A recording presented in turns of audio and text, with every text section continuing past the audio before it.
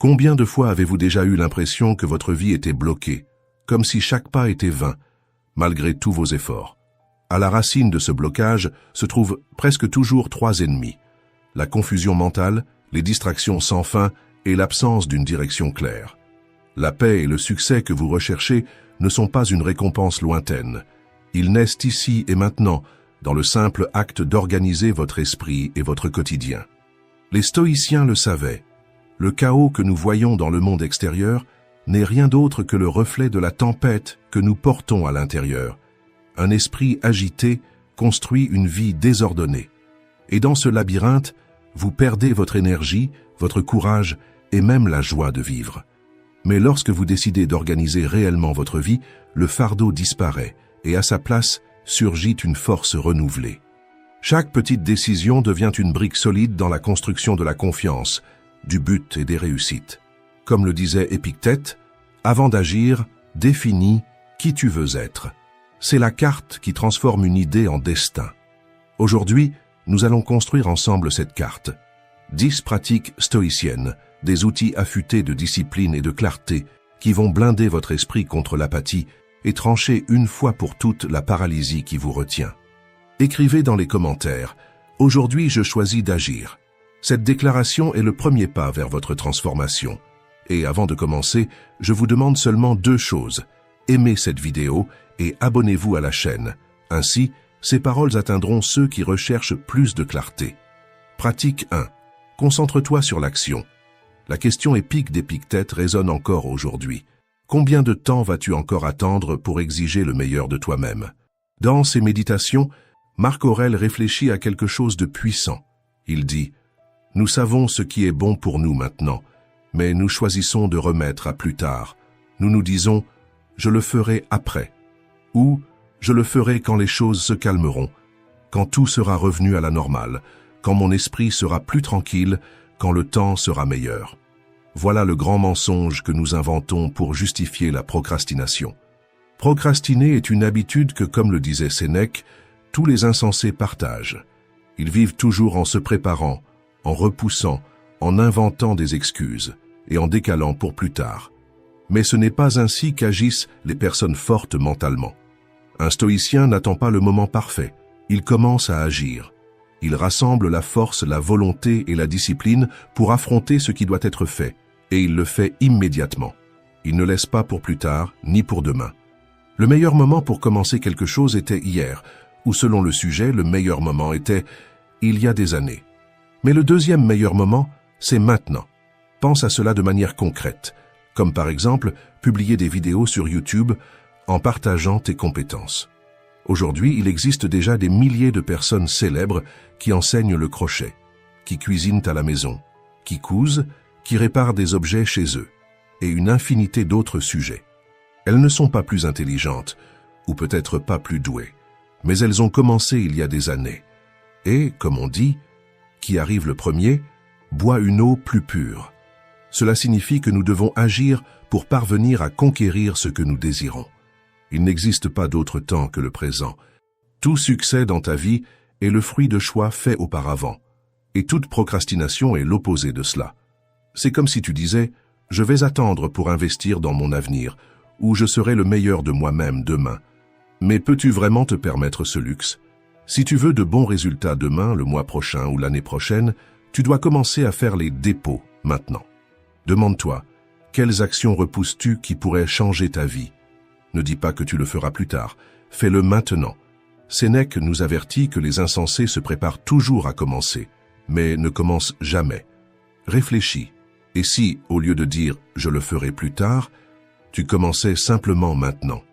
Ne vaudrait-il pas mieux arrêter d'attendre et faire le premier pas? L'avenir que tu veux dépend des choix que tu fais aujourd'hui. Demain, tu ne feras que récolter les conséquences de cela. Pratique 2. Ayez une concentration inébranlable. S'il existe une seule compétence capable de transformer votre vie, c'est celle de savoir se concentrer.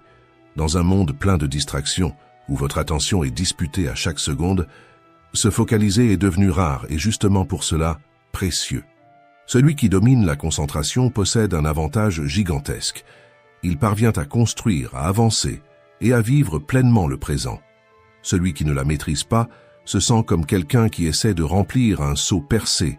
Malgré tous ses efforts, tout s'échappe. Marc Aurèle affrontait déjà ce dilemme. Même dans un monde sans Internet ni téléphone portable, il comprenait que l'esprit humain cherche toujours à fuir le présent. Son conseil était direct. Concentre-toi à chaque minute comme un Romain, avec précision, sérieux et justice. Voilà l'essence du focus, un acte de volonté, non de chance. Mais l'ennemi ne se trouve pas seulement à l'extérieur, dans le bruit de la rue, dans les notifications du téléphone, dans le chaos qui nous entoure. Il est à l'intérieur. Ce sont les inquiétudes qui reviennent, les sentiments qui pèsent, les pensées qui n'arrêtent pas de frapper à la porte. Ce bruit intérieur est encore plus traître, car il nous vole la paix sans faire de bruit. Sénèque le savait bien. Vivant dans une maison bruyante à Rome, entouré des sons incessants de la ville, il écrivit à un ami qu'il avait appris à endurcir ses nerfs contre les distractions extérieures. Il disait « Je force mon esprit à se concentrer et j'évite qu'il se détourne vers les choses extérieures. Tout l'environnement peut être bruyant et chaotique, mais tant que mon esprit reste tranquille, il n'existe pas de véritable perturbation. Voilà le niveau d'autocontrôle que nous devons entraîner. Et ce n'est pas un don naturel. C'est de la discipline, de la pratique, de la patience. La méditation, l'écriture quotidienne, la réflexion silencieuse et même le fait de se couper volontairement des distractions sont comme des poids de salle de sport pour l'esprit. Sans concentration, nous vivons à la surface. Avec la concentration, nous plongeons en profondeur. Sans concentration, nous sommes emportés par le vent, mais avec la concentration, nous devenons la racine qui soutient. C'est pourquoi voici votre défi. Durant les 7 prochains jours, choisissez une tâche simple par jour et accordez-lui toute votre attention. Cela peut être écrire pendant 15 minutes, sans regarder le téléphone, prendre un repas sans distraction, ou parler avec quelqu'un en le regardant dans les yeux sans l'interrompre.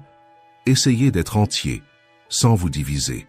Comme l'a écrit Sénèque, « Aucun bruit ne t'atteint et aucune parole ne t'arrache à ton centre. » Voilà l'état qui transforme votre vie, et je veux que vous marquiez cet engagement dès maintenant, en écrivant dans les commentaires « Aujourd'hui, je me concentre », parce que ce geste symbolique est le premier entraînement pour ce qui peut tout changer, la capacité d'être présent vraiment, là où votre vie a lieu. Pratique 3. Défie tes limites. Si nous comparons notre vie d'aujourd'hui à celle d'un roi du XVIe siècle, nous allons constater quelque chose de surprenant.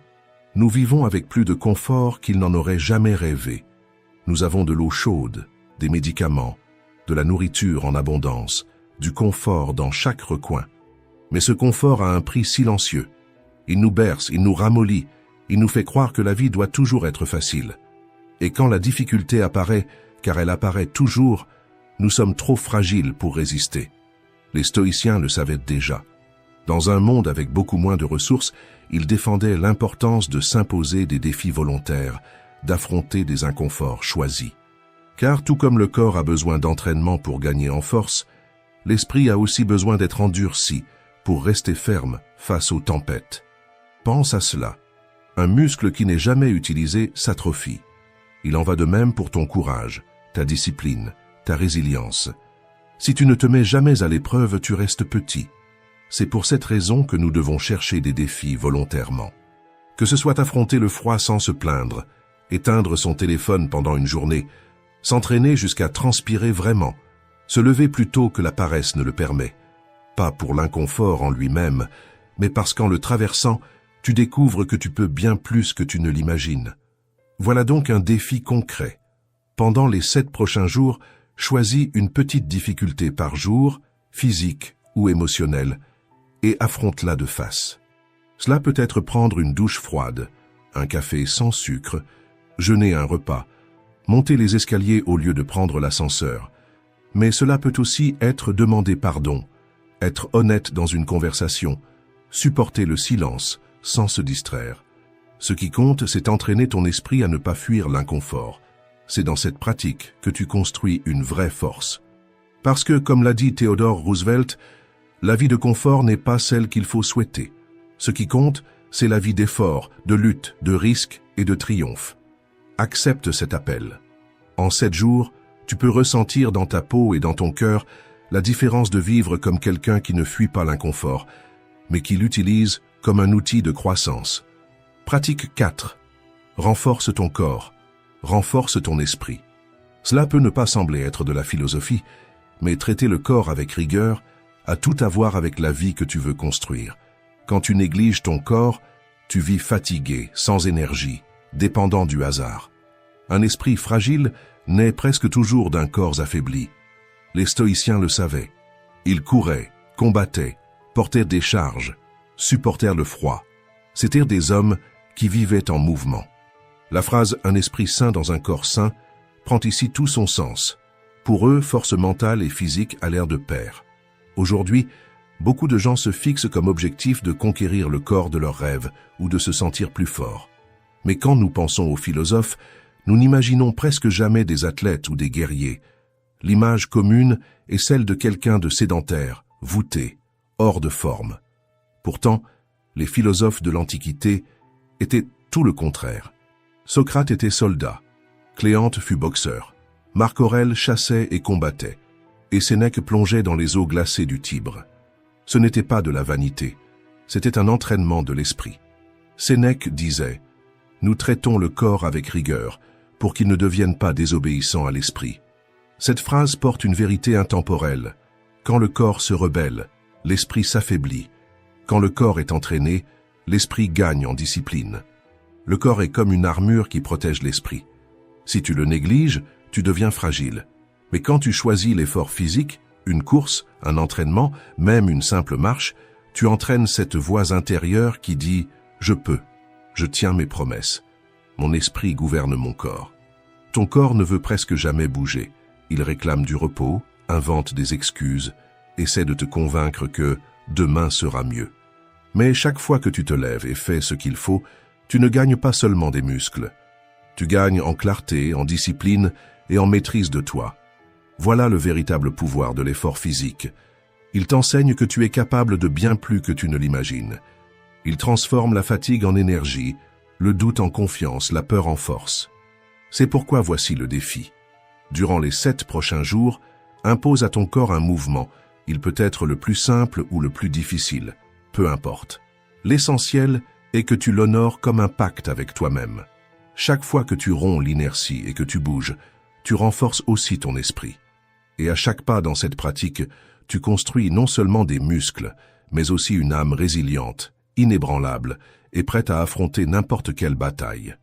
Pratique 5. Brise les chaînes des vices et retrouve ta liberté.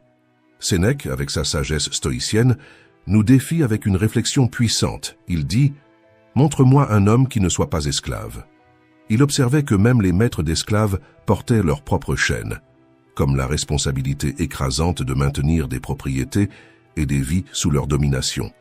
Pour Sénèque, la véritable servitude n'était pas physique, mais mentale. Il disait « L'un est esclave du sexe, un autre de l'argent, un autre de l'ambition. Nous sommes tous esclaves d'une certaine manière, que ce soit de l'espérance ou de la peur. Le chemin vers la liberté, selon lui, commence par la reconnaissance de ces chaînes invisibles. Et lorsque nous nous libérons de l'esclavage de l'ignorance, des vices qui contrôlent notre esprit, deviens conscient du pouvoir que certaines choses exercent sur toi. Cela peut être le café dont tu as l'impression de ne pas pouvoir te passer, les cigarettes dont tu as besoin, regarder ton téléphone à chaque instant, l'obsession des jeux de hasard, en croyant qu'un jour tu gagneras beaucoup d'argent. Tout ce qui domine ton esprit et tes actions a plus de pouvoir sur toi que toi sur toi-même.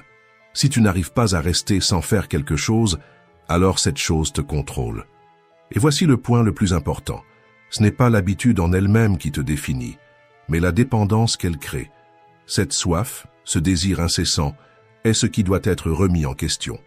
Certains vices peuvent être éliminés complètement. D'autres reviennent sous de nouvelles formes. Peut-être connais-tu quelqu'un qui a remplacé une dépendance par une autre et qui a cessé d'être esclave de l'une pour se livrer à l'autre. Pour les stoïciens, c'est ce besoin, ce manque de liberté à s'abstenir qui génère la souffrance. Tant que tu resteras dans les griffes d'un vice, tu ne pourras pas atteindre la grandeur. Quelle que soit l'habitude, même si elle est socialement acceptable, elle ne peut pas gouverner ta vie. Cette année, engage-toi vraiment à cesser d'être esclave de ce qui t'emprisonne. Commence dès maintenant. Ta liberté et ta grandeur en dépendent. Pratique 6. raisonne avant de ressentir. Celui qui n'apprend pas à contrôler ses émotions devient vulnérable. C'est comme un navire sans gouvernail, à la merci des vagues de la mer et des vents étrangers. Et le danger est encore plus grand. Des personnes qui savent manipuler les émotions peuvent diriger ta vie sans que tu t'en rendes compte. Les décisions impulsives sont des semences de récoltes amères. La chaleur de l'émotion peut sembler irrésistible sur le moment, mais elle laisse presque toujours des traces de regret. Pense à la situation suivante. Tu as un grand ami et l'occasion d'ouvrir une entreprise avec lui se présente. Il est naturel de ressentir de l'enthousiasme. Mais si la décision vient uniquement de ce sentiment, tu peux ignorer des facteurs essentiels. L'expérience, la vision du travail, la capacité à gérer les conflits. Le résultat, une amitié fragilisée et un projet échoué. On nous apprend à faire confiance aux émotions comme à une boussole, mais le stoïcisme nous rappelle, la réalité doit être vue avec clarté, sans les lentilles brouillées de l'impulsion. Questionner nos sentiments ne signifie pas les étouffer, mais les équilibrer avec la raison.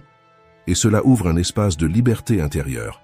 La plupart des publicités ne vendent pas des produits, elles vendent une émotion, statut, appartenance, plaisir immédiat. Et nous, souvent, nous achetons sans même savoir expliquer pourquoi. Ce même mécanisme agit dans des choix bien plus importants. Relations, carrière, santé. Imagine une femme endettée qui voit une promotion sur le sac de ses rêves.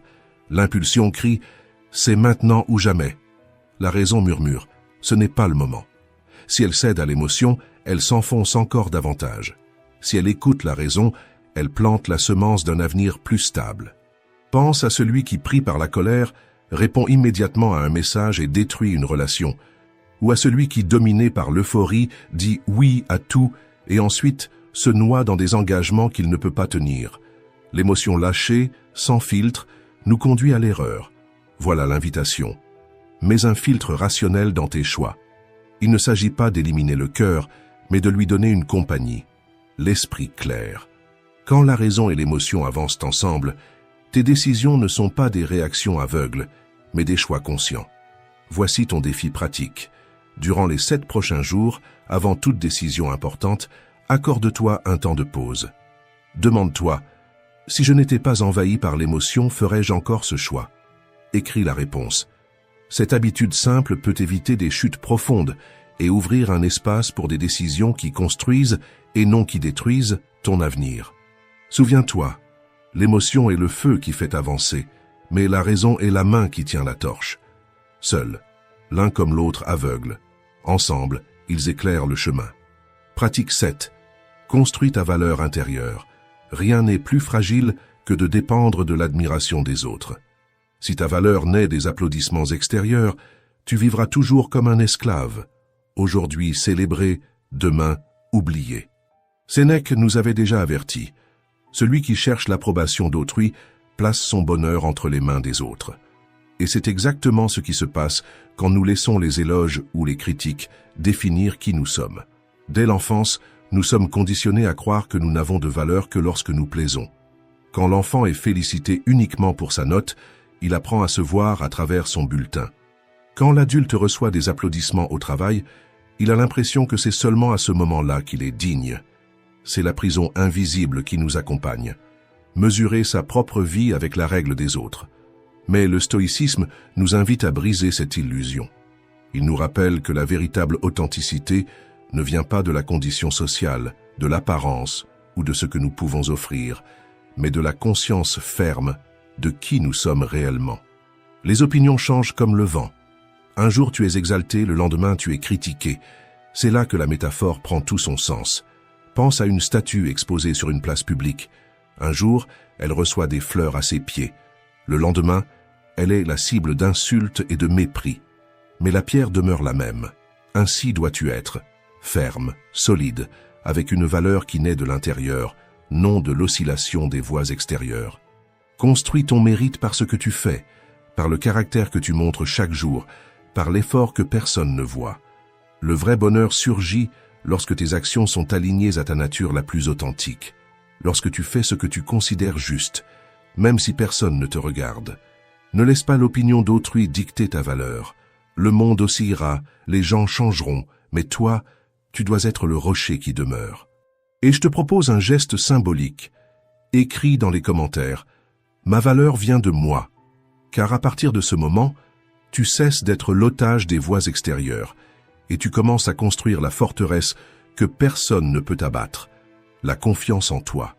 Comme l'a dit Ralph Waldo Emerson, être soi-même dans un monde qui tente constamment de faire de toi autre chose est la plus grande des victoires. Pratique 8. Abandonner l'illusion de la perfection. Avancer un pas après l'autre. La recherche de la perfection peut être un piège mortel pour le progrès. Martha Graham, l'une des plus grandes chorégraphes du XXe siècle, en fit l'expérience de manière douloureuse durant l'hiver de 1931. Après des mois consacrés à une série de danses, elle sentait que son travail n'était pas à la hauteur de sa réputation. Malgré les éloges de ses danseurs et de ses amis, elle ne voyait que les défauts. La frustration était si grande qu'elle en vint à croire que tout l'hiver avait été gaspillé. « J'ai détruit mon année », se lamentait-elle. Ce perfectionnisme étouffant est un destin courant pour les personnes talentueuses. Leurs standards élevés, qui les aident à atteindre l'excellence, peuvent se transformer en prison créative. Comme Winston Churchill l'a dit, le perfectionnisme n'est qu'une autre forme de paralysie. Nous restons coincés dans une résistance qui, au fond, est de la peur.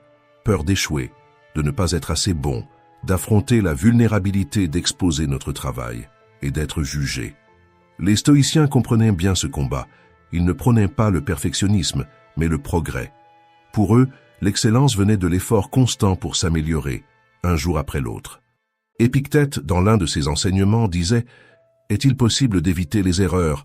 Non, mais il est possible de travailler à les minimiser. » Cette approche nous rappelle que l'objectif n'est pas d'être irréprochable, mais de croître continuellement. Le perfectionnisme n'est pas de l'humilité. Ce n'est pas de la dévotion ni de l'excellence. Il peut être narcissique, une manière d'éviter l'inconfort de terminer et le risque de l'exposition. Cependant, un travail n'est complet que lorsqu'il est livré. Avancer exige le courage d'accepter nos imperfections, de reconnaître nos limites et, malgré tout, de continuer à avancer. Accepter que nous ne serons jamais parfaits est libérateur. Cela signifie embrasser le progrès plutôt que la paralysie, l'apprentissage plutôt que la stagnation. Cela signifie avoir le courage de livrer un travail, de commencer quelque chose et de l'achever. Après tout, grandir n'est pas atteindre l'idéal, mais avancer continuellement dans sa direction. Pratique 9. Pratique le pardon sans cesse. Le pardon est un cadeau que tu t'offres à toi-même. Garder de la rancune, c'est comme porter une pierre dans la poche. Au début, cela semble supportable, mais avec le temps, le poids devient insupportable. La douleur d'une trahison, d'une injustice ou d'une parole cruelle peut être immense, mais il existe quelque chose d'encore pire. Revivre cette douleur chaque jour en s'y accrochant. Chaque souvenir amer est une blessure que tu rouvres toi-même. C'est comme arracher la croûte d'une cicatrice encore en train de guérir, obligeant l'âme à saigner de nouveau, même lorsque le corps pourrait déjà être guéri. Épictète nous rappelle que le vrai bonheur ne naît que lorsque nous lâchons ce que nous ne pouvons pas contrôler. La rancune, c'est exactement cela. Une prison que tu construis, puis que tu choisis d'habiter. Pardonner, ce n'est pas justifier l'erreur de l'autre. Ce n'est pas effacer la mémoire ou faire semblant que rien ne s'est passé. C'est simplement refuser d'être esclave du passé. C'est choisir de ne pas donner aux mains d'une autre personne le pouvoir de contrôler ta paix. Et il existe une prison encore plus cruelle. Attendre des excuses. Croire que tu ne pourras avancer que lorsque l'autre reconnaîtra la douleur qu'il a causée. Cela est hors de ton contrôle. Et plus tu attends, plus tu restes attaché au ressentiment et à l'amertume. Le seul chemin véritable est le pardon, car il ne dépend de personne d'autre que de toi. C'est lui qui préserve tes plus grands sentiments, la paix, ta générosité, ta dignité et ta beauté intérieure. Pense au pardon comme à lâcher une corde que tu tiens serrée depuis longtemps. Plus tu la tiens, plus tes mains te font mal, mais au moment où tu la lâches, la douleur cesse et la légèreté revient. Voilà pourquoi, voici un défi pour toi. Dans les 3 prochains jours, choisis une rancune qui habite encore ton esprit. Elle peut être petite ou grande, écris sur une feuille la situation et la personne impliquée. Puis, lis à voix haute. Je choisis de me libérer de ce poids. Garde la feuille ou déchire-la, mais surtout, laisse la corde tomber de tes mains. N'attends rien de l'autre. La libération commence en toi. car le pardon n'est pas une faveur à l'autre, c'est la clé qui ouvre ta propre cellule. Pratique 10. Tout commence par une attitude différente. Tu dois changer ton esprit, non pas de lieu, car tes faiblesses t'accompagneront partout où tu iras. Sénèque. Cette phrase de Sénèque porte une leçon puissante. Bien souvent, nous croyons que nos problèmes se trouvent à l'extérieur, dans l'environnement, dans les personnes ou dans les circonstances. Mais la véritable racine des défis se cache dans quelque chose que nous portons avec nous, notre esprit et nos attitudes. Pense à une situation concrète. Quelqu'un décide de déménager en espérant que la nouvelle adresse apportera plus de paix, d'ordre et de bonheur. Mais après le déménagement, le chaos et le désordre demeurent. Pourquoi? Parce qu'avec les cartons, la personne a aussi emporté les mêmes habitudes qu'avant. Il est facile de tomber dans l'illusion qu'en changeant les circonstances extérieures, nous allons résoudre tous nos problèmes. Mais comme nous le rappelle Sénèque, l'erreur ne vient pas des circonstances, mais de l'esprit lui-même. La maladie suit le malade. Si tu veux des changements réels, il ne sert à rien de changer d'environnement sans transformer d'abord ce qui est en toi. C'est comme changer le décor d'un film sans modifier le scénario. La fuite peut sembler une solution temporaire, mais elle ne résout pas les conflits intérieurs. Sénèque nous provoque avec une autre phrase marquante. Si tu veux échapper à tes problèmes, tu n'as pas besoin d'aller ailleurs. Tu dois devenir une autre personne. Cela ne signifie pas abandonner ton essence, mais reformuler ton état d'esprit et tes attitudes. C'est une invitation au courage, à regarder en soi et à affronter ce qui doit être ajusté. Admettre que le problème peut venir de nous est inconfortable. Il est plus facile d'accuser le travail, la famille ou les circonstances extérieures. Mais reconnaître cela est aussi libérateur, parce que cela nous rend le pouvoir. Autrement dit, si nous faisons partie du problème, nous pouvons aussi faire partie de la solution. Le stoïcisme nous enseigne que la véritable force réside dans la responsabilité que nous prenons pour nos vies. Cela exige une action consciente, revoir nos habitudes, défier nos croyances limitantes et développer la résilience nécessaire pour grandir. Agir signifie affronter les changements de face, même si cela apporte de l'inconfort. C'est accepter que le progrès naît de petits pas constants. Fuir, au contraire, c'est se cacher derrière des distractions comme les réseaux sociaux, le travail excessif ou d'autres échappatoires qui ne font que repousser l'inévitable, la nécessité de nous confronter à nous-mêmes. Sénèque croyait que le bonheur et la paix intérieure ne viennent pas d'un lieu, ni de circonstances extérieures, mais du courage d'affronter nos peurs et de grandir. Fuir peut sembler plus facile au début, mais le véritable voyage commence lorsque nous choisissons de transformer notre intérieur. Ainsi, au lieu de chercher de nouveaux chemins pour t'échapper, concentre-toi sur la construction d'un état d'esprit résilient et engagé dans la croissance. Comme le stoïcisme nous l'enseigne, le changement ne réside pas dans le monde qui nous entoure, mais dans la manière dont nous choisissons d'y faire face. Souviens-toi, la clé d'une vie plus épanouie se trouve toujours en toi. Si cette vidéo t'a aidé à voir la vie sous un nouvel angle, laisse un j'aime, partage-la et abonne-toi à la chaîne. As-tu déjà pris le temps d'imaginer ce que serait vivre sans peur des critiques, sans porter d'insécurité et avec la certitude que tu es suffisant? C'est là le pouvoir de l'amour de soi. Quand tu apprends à te respecter, plus personne ne peut diminuer ta valeur. Les stoïciens le savaient. Un esprit bien entraîné devient libre, fort et confiant. Et l'amour de soi est exactement cela. Une compétence qui peut être pratiquée, renforcée et développée tout au long de la vie. Et c'est ce chemin que tu vas découvrir maintenant. 10 leçons stoïciennes pour transformer ton estime de toi et révéler la personne incroyable que tu es déjà. Si cela a du sens pour toi, écris dans les commentaires. Aujourd'hui, je commence à construire mon amour de moi-même. Et avant la première leçon, je te demande seulement 2 choses. Aime la vidéo et abonne-toi à la chaîne. Maintenant, commençons. Leçon 1. Celui qui s'accepte entièrement devient inébranlable. L'une des plus grandes erreurs que nous commettons est de croire que nous ne mériterons l'amour de soi que lorsque nous serons sans faille, sans défaut, presque parfaits. Mais la vérité, c'est que ce jour n'arrive jamais. S'aimer vraiment, ce n'est pas attendre de devenir impeccable, c'est avoir le courage de regarder ses propres imperfections et de dire « elles font partie de moi, et malgré cela, je choisis de grandir ». Pensez à un vase en céramique fissuré. Si vous essayez de cacher les fissures, il paraît toujours fragile.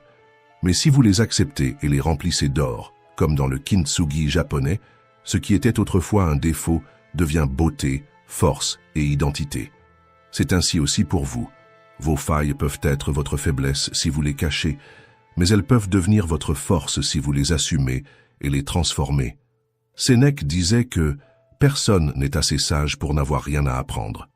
Cela signifie que vos défauts ne sont pas un certificat d'échec, mais la preuve que vous êtes en chemin. Celui qui feint la perfection n'évolue jamais. Celui qui accepte ses failles y trouve la matière première du changement. Combien de fois avez-vous essayé de paraître fort alors que vous étiez brisé à l'intérieur? Combien de fois avez-vous souri pour cacher l'insécurité ou fait semblant de savoir plus que vous ne saviez, simplement pour ne pas vous sentir inférieur? Ce masque peut tromper les autres pendant un temps, mais en vous il crée du vide, de la honte et de l'épuisement. Les stoïciens enseignaient à vivre avec tempérance et humilité.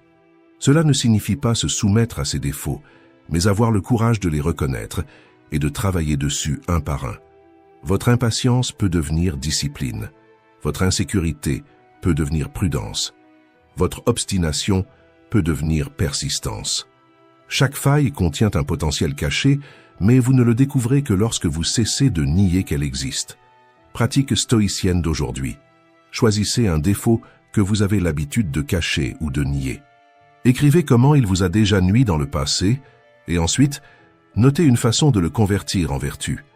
Répétez cet exercice chaque jour avec de petites failles, jusqu'à ce que vous perceviez qu'aucune d'elles n'est un fardeau insurmontable, mais un degré pour devenir plus fort.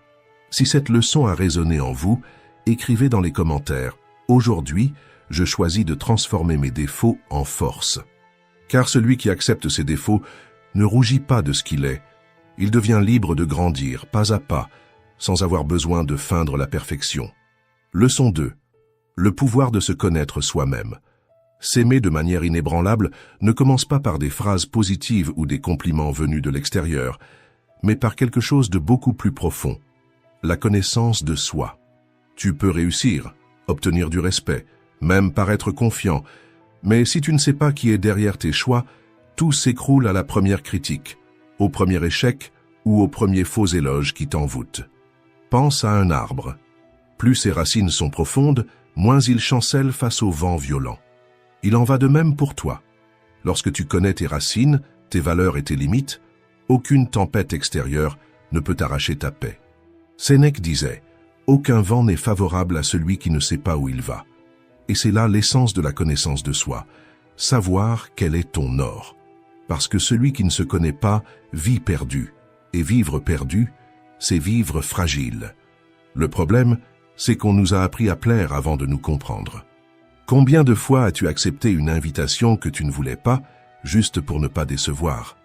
Combien de fois as-tu ri de quelque chose qui ne t'a pas fait rire, juste pour ne pas paraître étrange? Combien de fois as-tu gardé le silence sur ton opinion pour ne pas être rejeté? Chaque fois que cela arrive, tu t'éloignes de toi-même.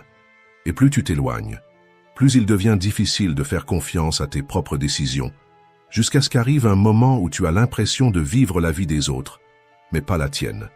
Sans clarté sur tes valeurs, la moindre critique te renverse, la moindre comparaison t'amoindrit. Mais lorsque tu sais ce que tu défends, ce que tu valorises et ce que tu ne négocieras jamais, le monde peut tenter de te détourner, et malgré cela, tu restes ferme. La connaissance de soi n'est pas un luxe spirituel, c'est une survie émotionnelle. C'est comprendre que ta colère cache souvent une peur non résolue, que ta procrastination cache souvent un perfectionnisme étouffant, que ton anxiété naît souvent de l'illusion de vouloir tout contrôler. Tu ne changes rien de tout cela en fuyant, tu ne changes que lorsque tu affrontes. Le stoïcisme est ce miroir. Il ne te donne pas de réponse magique, mais il t'oblige à te regarder avec honnêteté. Et au début, cela peut être inconfortable, mais c'est là que la transformation se produit, quand tu vois ce qui te motive, ce qui t'entrave, ce qui te ronge, et que tu décides de ne plus vivre dans l'obscurité. La pratique stoïcienne d'aujourd'hui est simple. À la fin de la journée, écris 3 situations qui t'ont touché et donne un nom à la racine de cette émotion. Était-ce la peur? Était-ce l'orgueil? Était-ce le besoin d'approbation? Et en plus, note une attitude dans laquelle tu es resté fidèle à toi-même, même si elle te paraît minime. Ainsi, Tu ne découvres pas seulement des schémas, mais tu te prouves aussi que tu es déjà en train de construire des racines solides. Celui qui se connaît ne se sent jamais inférieur à personne, et c'est là la base d'un amour de soi véritablement inébranlable. Leçon 3. Sois maître de tes réactions. Tu ne contrôles pas le monde, mais tu contrôles la façon dont tu y réagis. C'est l'une des plus grandes forces de l'être humain. L'amour-propre inébranlable naît au moment où tu cesses d'être prisonnier des paroles, des critiques ou des provocations des autres et commences à gouverner ton propre intérieur. Épictète disait « Personne ne peut te blesser sans ton consentement ». Cela ne signifie pas faire semblant que la douleur n'existe pas, mais comprendre que la douleur ne persiste que si tu l'alimentes. Quand quelqu'un essaie de te diminuer, le choix t'appartient, porter ce poids ou le déposer à terre. Pense à toutes les fois où tu as réagi sur un coup de tête et où tu l'as regretté. Tu as dit quelque chose de blessant qui a fait mal à quelqu'un que tu aimes. Tu as explosé de colère pour un détail insignifiant. Ou tu t'es enfermé dans un silence froid qui a fait plus de mal que des mots. Ces réactions sont des chaînes invisibles. Chaque fois que tu te laisses emporter par elles, tu confirmes toi-même que tu n'as pas de maîtrise sur ta propre vie.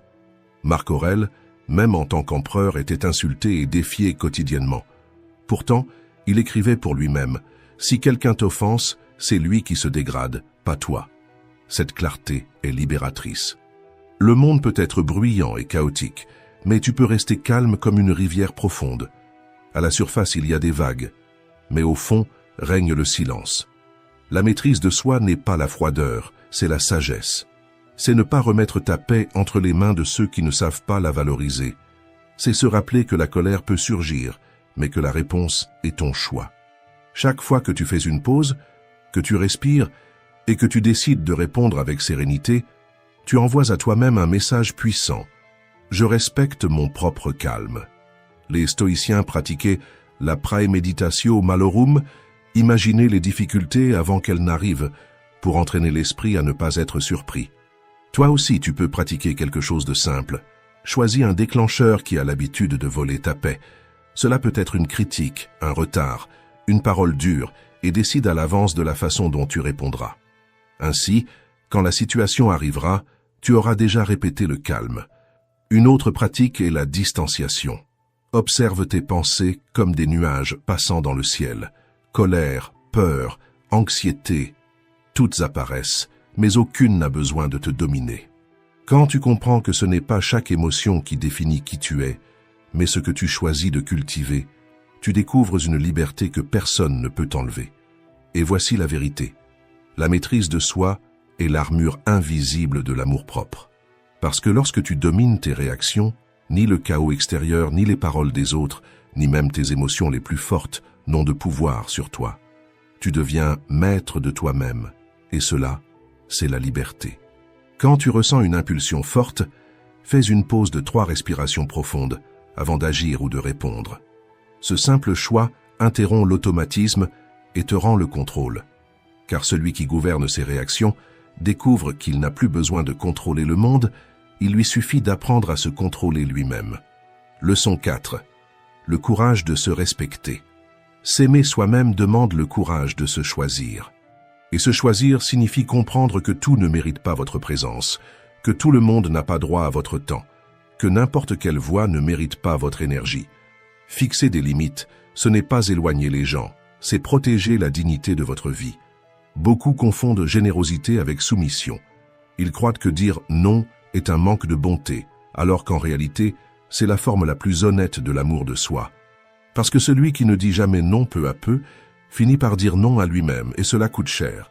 Sénèque disait « La vie est assez longue si tu sais en profiter. » Mais comment profiter du temps si tu le donnes entièrement aux demandes des autres? Comment vivre en paix si chaque invitation devient une obligation, si chaque service devient un fardeau, si chaque attente d'autrui devient une loi? C'est ainsi que beaucoup s'épuisent, en vivant vers l'extérieur et en oubliant de se remplir à l'intérieur. Chaque fois que vous dépassez vos propres limites, vous renforcez l'idée que votre voix vaut moins. Le stoïcisme nous rappelle que la plus grande ressource que vous possédez n'est ni l'argent ni le statut, mais l'attention. Marc Aurèle écrivait « La vie de chacun vaut ce que vaut son attention. Et si vous la donnez à tout et à tous, mais jamais à vous-même, vous cessez de construire ce qui pourrait réellement fleurir. Fixer des limites, ce n'est pas ériger des murs, c'est construire des portes que vous ouvrez avec conscience et que vous fermez avec courage. C'est décider avec qui partager votre énergie, quelle bataille mérite d'être menée et quel fardeau ne valent pas la peine d'être porté. C'est choisir activement votre vie et non la vivre comme l'otage de la volonté des autres. Dans les prochains jours, observez au cours de votre journée une demande ou une situation où vous sentez l'envie de céder seulement par habitude ou par peur. Au lieu d'accepter automatiquement, respirez et dites « Aujourd'hui, je choisis de garder mon énergie pour ce qui compte ». Il n'est pas nécessaire que ce soit un grand non. Cela peut être une petite limite. Mais chaque choix de ce genre renforce la confiance que vous êtes capable de conduire votre propre vie. Si cette leçon a résonné en vous, écrivez dans les commentaires « Aujourd'hui, je choisis de respecter mes limites ». Parce que les limites ne sont pas des barrières contre le monde, ce sont des racines qui soutiennent votre liberté. Leçon 5. Fais de ta douleur ta force. La douleur est inévitable. Les pertes, les rejets, les séparations, aucun de nous n'y échappe indemne. Mais ce qui définit ta vie, ce n'est pas la douleur en elle-même, c'est ce que tu en fais. Le stoïcisme nous rappelle que chaque difficulté porte en elle une opportunité de renforcement. C'est ce qu'ils appelaient l'amor fati, aimer le destin, même lorsqu'il apporte des blessures que tu n'as pas choisies. Marc Aurèle a écrit « Le feu éprouve l'or, tout comme l'adversité éprouve l'âme. La vie va te mettre à l'épreuve, elle va te montrer que des personnes peuvent partir, que des relations peuvent se terminer, que des familles peuvent te rejeter. Mais chacune de ces douleurs peut aussi se transformer en graine de croissance si tu apprends à regarder au-delà de l'impact immédiat. Pense à quelqu'un qui a été rejeté par la personne qu'il aimait le plus, un père qui n'a pas été présent, un partenaire qui est parti sans explication, une amitié brisée de manière cruelle. Au début, cette douleur paralyse, tu te sens petit, comme si tu n'avais aucune valeur. Mais c'est précisément là que l'amour de soi peut naître. Au moment où tu comprends que tu n'es pas défini par l'absence de l'autre, mais par la façon dont tu choisis de te reconstruire. Épictète, qui est né esclave et a enduré des conditions très dures, disait « Ce qui importe, ce n'est pas ce qui t'arrive, mais la façon dont tu y réagis. » Sa propre vie fut la preuve que la douleur peut être une forge de vertu, que l'adversité peut détruire ou façonner, et que ce choix est entre tes mains. Peut-être qu'une séparation t'a appris à te regarder de nouveau, à comprendre que tu ne peux pas vivre uniquement pour plaire à l'autre. Peut-être que le rejet familial t'a poussé à chercher en toi l'acceptation que tu n'as jamais trouvée à l'extérieur. Peut-être qu'une perte t'a montré que le temps est bien trop court pour le gaspiller avec ceux qui ne valorisent pas ta présence. Chaque blessure, si elle est observée avec courage, indique quelque chose d'essentiel, l'amour que tu dois apprendre à te donner à toi-même. Transformer la douleur en croissance ne veut pas dire nier ce que tu ressens, c'est traverser le deuil, la nostalgie, la déception, mais sans leur permettre d'être le point final.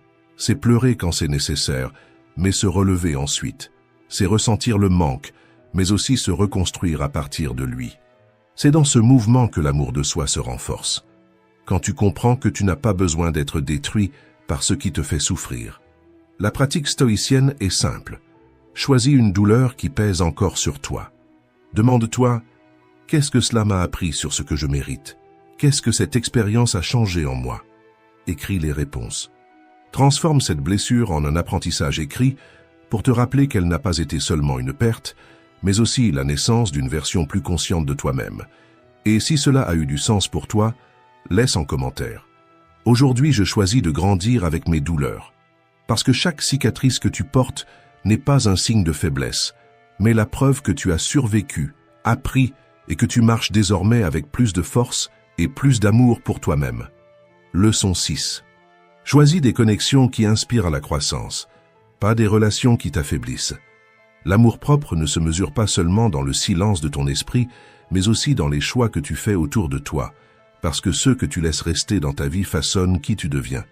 Les stoïciens le savaient, ils disaient que la compagnie façonne le caractère, comme la terre façonne la plante. Si la terre est toxique, même l'arbre le plus fort finit par tomber malade. Sénèque a écrit « Choisis des personnes meilleures pour vivre avec toi, et tu deviendras toi-même meilleur. » Les relations sont des miroirs. Elle montre combien tu te respectes et vers où tu conduis ton âme. Combien de fois es-tu resté dans une relation qui ne faisait que drainer tes forces, peut-être par habitude, peut-être par peur de la solitude, peut-être en croyant que tu ne méritais pas plus. Mais chaque fois que tu acceptes moins que ce que tu mérites, tu enseignes aux autres qu'ils peuvent aussi te donner moins. C'est l'abandon de soi silencieux qui mine tout amour-propre. Marc Aurèle rappelait que l'âme se colore des couleurs de ses pensées. Nous pouvons aller plus loin. L'âme se colore aussi des personnes qui l'entourent. Si les voix à tes côtés ne font que critiquer, dévaloriser ou diminuer, tu commences à croire à ces couleurs sombres comme si elles étaient les tiennes. Et sans t'en rendre compte, ton identité s'efface peu à peu. Mais l'amour-propre inébranlable naît lorsque tu décides de te rapprocher de ceux qui te reconnaissent et de t'éloigner de ceux qui t'épuisent.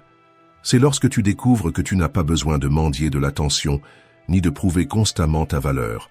Les relations saines ne drainent pas ton énergie, elles la renouvellent, elles ne te diminuent pas, elles te rappellent ta grandeur. Cela ne signifie pas attendre des personnes parfaites. Cela signifie choisir des personnes alignées avec ton essence, qui t'invitent à être plus juste, plus courageux, plus vertueux. Pour les stoïciens, l'amitié, c'était cela, un exercice mutuel de croissance. Remarque comment tu te sens après avoir été avec ceux que tu fréquentes le plus. Cette sensation est ton thermomètre. Elle montre si tu es en train de te renforcer ou de te rétrécir. T'aimer toi-même, c'est aussi avoir le courage de choisir qui marche à tes côtés, parce que rien ne survit sur une terre empoisonnée. Leçon 7. Suivez votre essence, pas les attentes des autres. Vivre pour plaire aux autres, c'est comme porter un vêtement qui n'a pas été fait pour vous. Il peut sembler beau aux yeux d'autrui, mais à l'intérieur il serre, il étouffe et il fatigue. Chaque choix fait uniquement pour répondre aux attentes extérieures est un morceau de votre authenticité qui reste derrière vous. Le stoïcisme nous rappelle que la véritable liberté, c'est de revêtir ce qui reflète qui vous êtes vraiment, vos valeurs. Épictète disait « Si tu veux être libre, ne vis pas à la merci du jugement d'autrui. Lorsque votre bonheur dépend de l'approbation extérieure, vous ne serez jamais entier.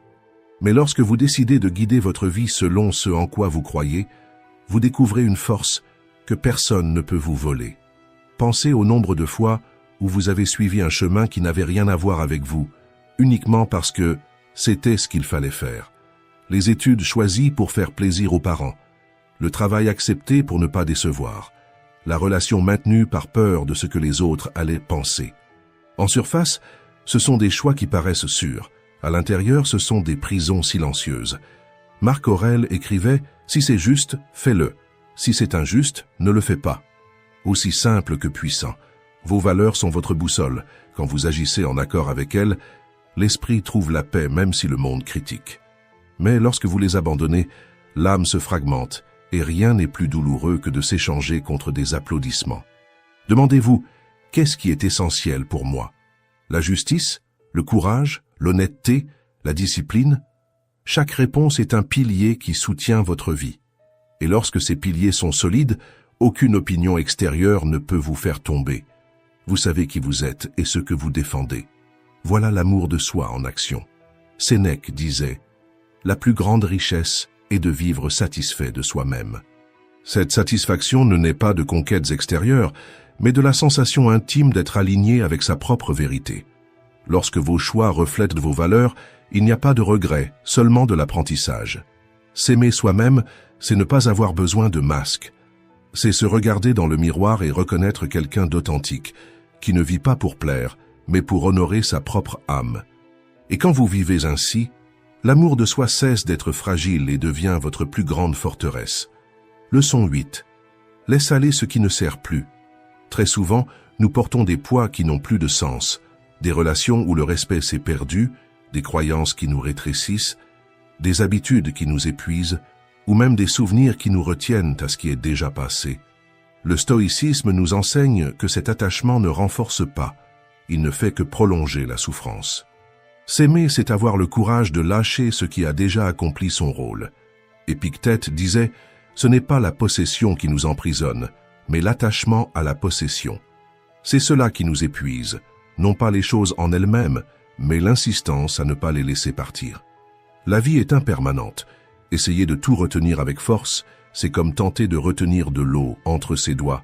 Tu ne fais que te blesser en voulant empêcher l'inévitable. Pense au nombre de fois où tu es resté dans un travail qui n'avait plus de but.